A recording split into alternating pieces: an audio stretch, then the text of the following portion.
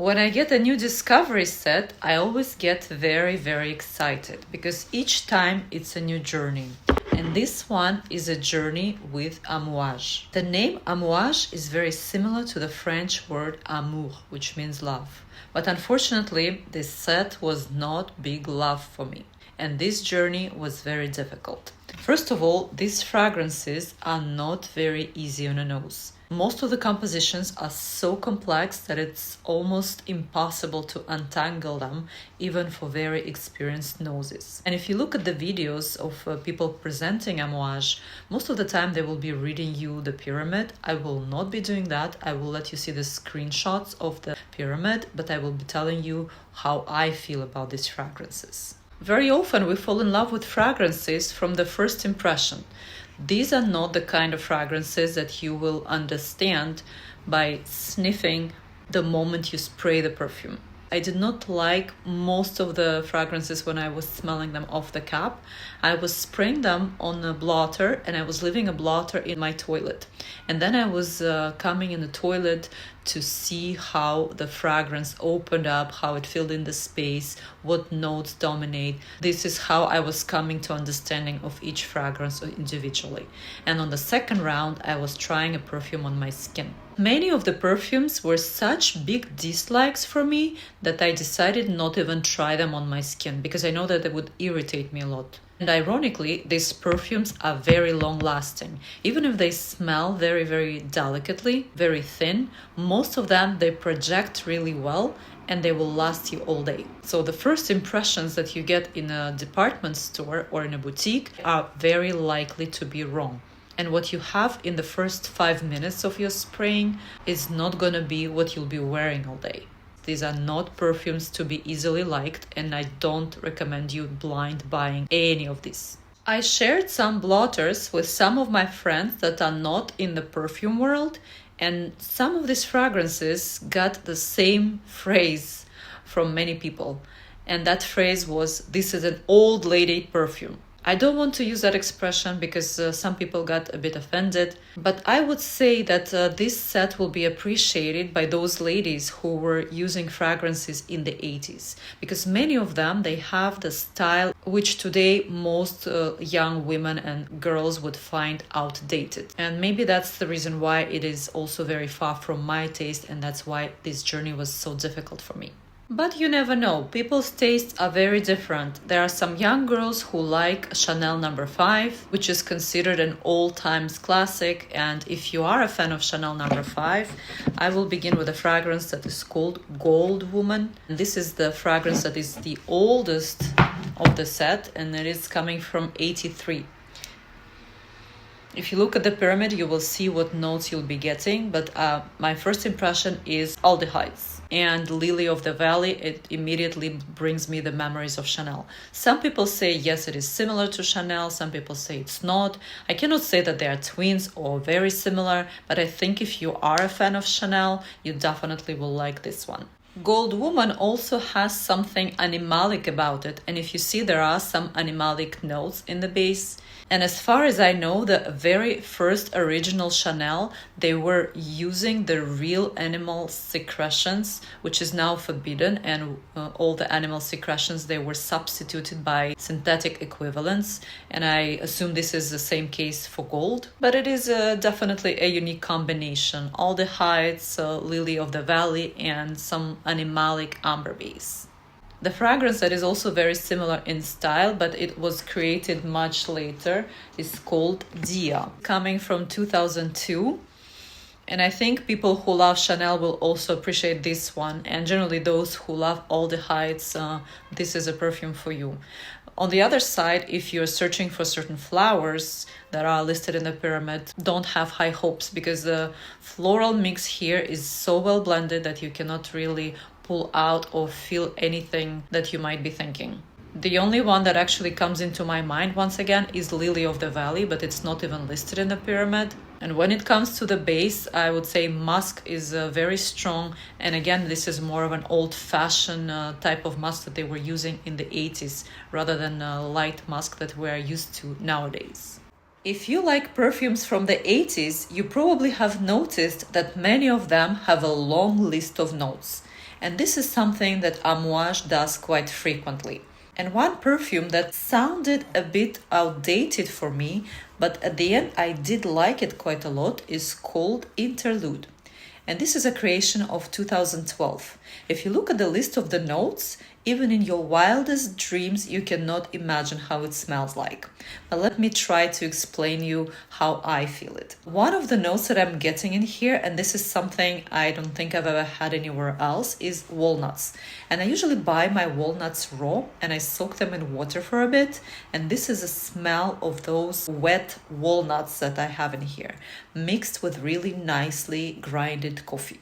So walnuts and coffee, they are in the center of this composition.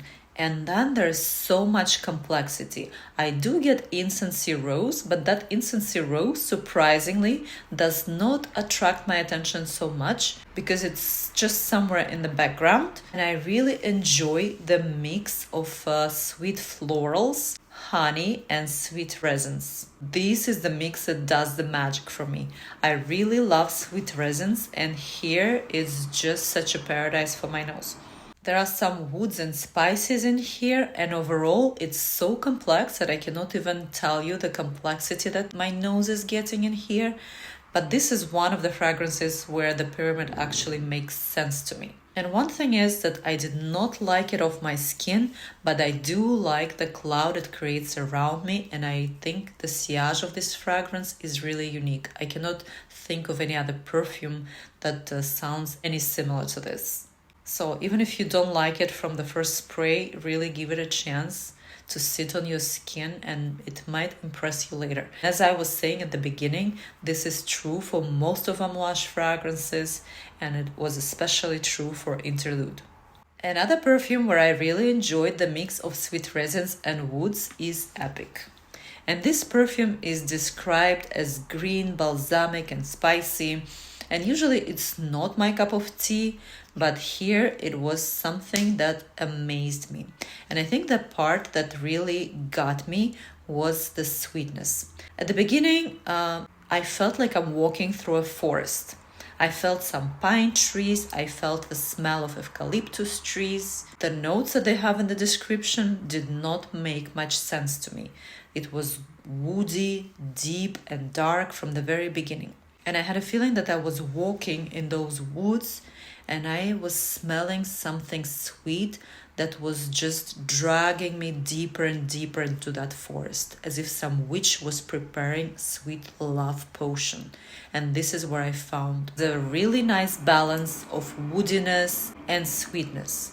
There is a lot of complexity, but somehow between all these notes, I find some sexiness. Not an obvious kind of sexiness. This is a sexiness that is like a sexiness of a witch. Remember I told you that last Halloween I was wearing Poison by Dior? If I had tried this fragrance before my Halloween, this would be the fragrance I could wear for my Halloween. And this will be the fragrance that I am wearing the next Halloween. So epic, mysterious, and enchanting like a very deep forest. Certainly not for everyone, certainly not a safe blind buy, but this is something I personally really enjoyed in this set. The perfume that gets the title of the biggest hate of the set for me is called Jubilation 25. I disliked this fragrance to that point that I had to leave my toilet where I left the blotter, because it is very intense and its intensity is really old-fashioned, especially that incensey rose of the 80s. That is probably one of my biggest dislikes generally, and here it is really, really nauseous for me. But I'm sure the fragrance has its fans because the rating of it is over 4 on Fragrantica. I don't discourage you from trying it, especially if you are a fan of roses and vintage fragrances. Another classical combination that I actually like sometimes, but this was not the case with the brand Amouage, is rose and oud. And here we have the perfume that is called Overture. Unlike some other fragrances where I could really feel the spirit of the 80s, here I could immediately understand that this is a perfume that came out in the recent years. And the main reason for it is amber, that confuses people, as if it already has some musk and patchouli, and sometimes you can pull it towards the direction of oud. So if you look at the pyramid of this fragrance, you will not see oud, but it does sound like rose and oud altogether. And I like rose and oud when it's more of a typical oud that has a real woody character. Here we have amber that has oudy character.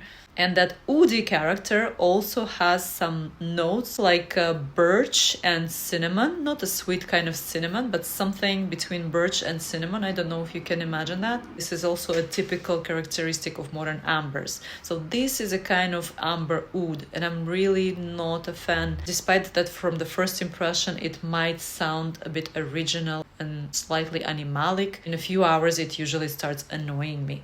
Another perfume where I get lots of cinnamon, but ironically it's not in the pyramid, is called Journey. And this one I do like, because this is a combination of cinnamon and honey. And again, we get a very complex base. Maybe it's a bit of a leather, maybe a little bit of oud, a little bit of wood, definitely amber. But that cinnamon honey really comes out. Also, it really reminds me of a fragrance by Louis Vuitton that is called Desert Flower. But the pyramid of Fleur de Désert actually makes more sense because it does include cinnamon and honey and oud. I would say that Journey of Amouage and Fleur de Désert by Louis Vuitton are sisters. They are not really twins, they are not dupes for sure. And I think if you like one, you are more likely to like the other. The nuance for me that is more or less vivid is that Journey has more leather, while Fleur de Désert has more oud. But both are very soft because the two fragrances are ambery perfumes overall. Another ambery fragrance, in this case we are dealing with the simplest pyramid of the entire Amouage set. And this pyramid does make sense more or less. And here the amber is really soft. It's probably the softest amber that I've tried of Amouage. And the name of the fragrance is Portrayal Woman. This one is more in the likes for me. And here we are dealing with jasmine. And this jasmine is a very good example of indolic jasmine. In nature, you can smell indolic jasmine when the bushes of jasmine come to the end of bloom. They have a bit of a rotten smell. Well, I don't want to use the word rotten because indolic jasmine still smells very attractive. And some people find it more animalic and even more attractive than jasmine at the beginning of its bloom. And don't be afraid of tobacco. Tobacco here is very soft. It does not sound like a smoking parlor. It sounds more like a tobacco flower, especially that is sweetened with a very nice, delicate vanilla. Overall, I would say the perfume is more or less linear. So my nose gets this indolic jasmine all the way throughout. And don't forget that this is a perfume for women. And now going from indolic jasmine to indolic tuberose. And I have the fragrance that is called Honor. I have the version from 2011. I'm planning to find the newer version to compare the two, but for now I just have this one. And I'll tell you that this smells mostly like tuberose, despite that there are several flowers in the description. I get carnations, a bit of spiciness, a bit of incensey touch. But I think the role of most of the notes around is just to underline that indolic character of tuberose in here. The other day I was doing the review of Creed and I found out that that fragrance was worn by First Ladies of America. I really did not associate that fragrance with the wives of presidents. But this one, when I smelled it, that was the first idea that came into my mind. That smells like a first lady. Not a young girl, but a lady. There's something really classy about it and timeless. It really feels like an honorable woman. And the name of the perfume really matches. Honor. I think many ladies would find it very classical, appropriate for any occasion, but some younger girls might feel that it's a bit outdated. Despite that nowadays the theme of old money vibe is very common, and this would definitely fit into that theme. There's one perfume in this set that is totally different. It really stands out, and this one is called Reflection. Made in 2006, but when I smelled it, it immediately reminded me of the 90s. The 90s were very popular for aquatic fragrances, totally different from the perfumes of the 80s. If I had to make a perfect fragrance that represents an aquatic flower like lotus or water lily, this would be Reflection. It smells very delicate, floral, really, really lovely. And one great thing about this fragrance that I could say was probably not the case for most of the perfumes in the 90s is that this perfume, despite its level of intensity is pretty low, lasts really long time. It lasted me all day and I could still smell it a bit on my clothes the day after. So if you're looking for something that is delicate yet long lasting, Reflection could be the one. If you ask about my personal favorite in the set, I will say Sunshine without any hesitation. This perfume is really, really nicely blended. I get all the notes that are listed in the pyramid. They absolutely make sense. But before looking at the pyramid, I was getting mostly almonds, vanilla, and patchouli. Florals are definitely present in here, but one of the florals I was thinking of was mimosa. Maybe because the name of the fragrance is Sunshine and mimosa is the main sunshine flower. But no, mimosa is not in here. There are some delicate flowers that mix really nicely with almonds. And tobacco flower, there's indeed something tobacco-like, but it's not tobacco. It is tobacco flower. And that tobacco flower makes that ambery base really unique and also full of light, I would say. So this one is just Sunshine. As you see, I did not like so many fragrances in here, but I really invite you to give them a chance because even me, I found some likes in here that I did not expect and some fragrances really surprised me. So I invite you to do your own discovery journey with Amouage.